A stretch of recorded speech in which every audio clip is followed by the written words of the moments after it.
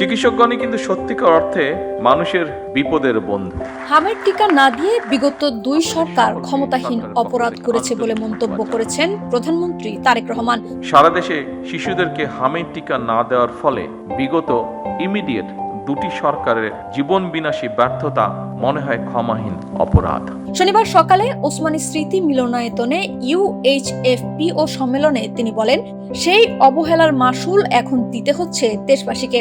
তবে বর্তমান সরকার ক্ষমতায় আসার পর জরুরি ব্যবস্থা নেওয়ায় পরিস্থিতি এখন কিছুটা নিয়ন্ত্রণে।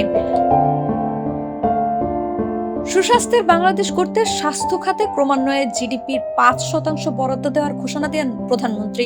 এছাড়া প্রতিটি নাগরিকের জন্য হেলথ কার্ড এবং হেলথ ইন্স্যুরেন্স বা স্বাস্থ্য বীমা চালু করার প্রতিশ্রুতি দেন তিনি। বর্তমানে সরকার শীঘ্রই একটি সমন্বিত হেলথ কার্ড চালু করতে পরিকল্পনা গ্রহণ করেছে। এর পাশাপাশি বর্তমান সরকার ধাপে ধাপে একটি জাতীয় স্বাস্থ্য বীমা চালু করার পরিকল্পনা বা চিন্তা ভাবনাও করছে।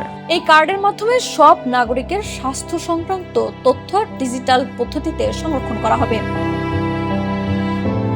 তৃণমূলের স্বাস্থ্যসেবা শক্তিশালী করতে বিশেষ পরিকল্পনার কথা জানান সরকার প্রধান।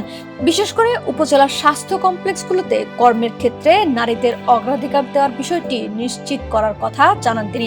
উপস্থিত উপজেলা স্বাস্থ্য ও পরিবার কল্যাণ কর্মকর্তাবৃন্দ, ভবিষ্যতের স্বার্থে যে কোনো মূল্যে আমাদেরকে মা ও শিশুর পূর্ণাঙ্গ স্বাস্থ্যসেবা নিশ্চিত করা অত্যন্ত জরুরি।